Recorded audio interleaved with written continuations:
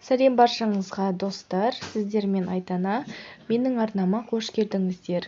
Сіздермен бүгін ерекше тағам мясо по-французски дайындаймыз.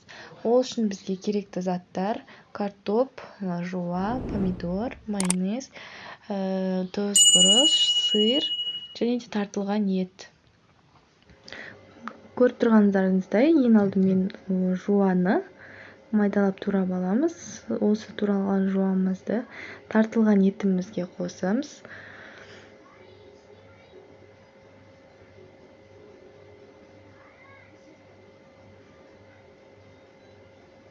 Сосын чеснокты майдалап турап. Егер де чеснок езгіш болса, соның көмегімен езсеңіздер де болады. Сосын оны тартылған етімізге қосамыз. Енді картопты жіңішке етіп турап аламыз. Барлық картопты тура осылай турап шығамыз. Сосын оны бір ыдысқа салып қойдым. Енді помидорымызды жіңішке етіп, тура осылай дөңгелек етіп турап аламыз.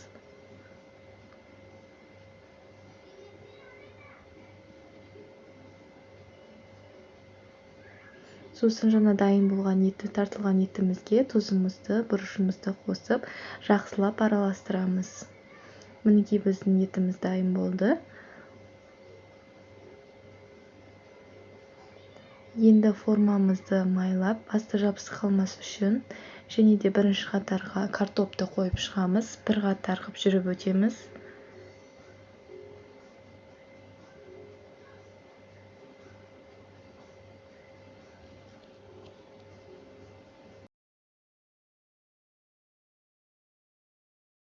Мінекей картопымызды қойып шыққаннан кейін үстінен тұз сеуіп, майонезді жағып шығамыз. Щетканың көмегімен дұрыстап жағамыз. Енді осы картоптың үстінен тартылған етімізді жайып шығамыз.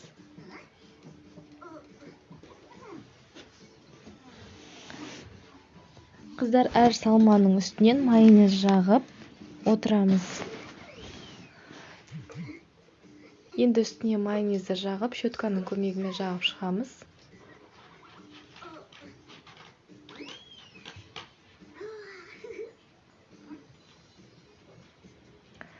Одан кейін картопты салдым. Бір қатар картоптың үстіне қызанақты қойып шықтым. Қызанақтың үстінен тағы бір майонезді жағып, дайын болған форманы қызып тұрған пешке 180 градуста 35-40 минуттай пісіріп аламыз. Мінекей қыздар, біздің тағамымыз дайын болды. Енді оның үстіне сырды сеуіп 5 минутқа қойып аламыз. Мінекей қыздар, өте әдемі болып шықты. Дәмі де өте керемет. Жасап көрулеріңізге кеңес беремін.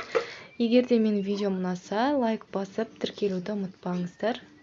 Сіздермен болған Айдана. Ас болсын.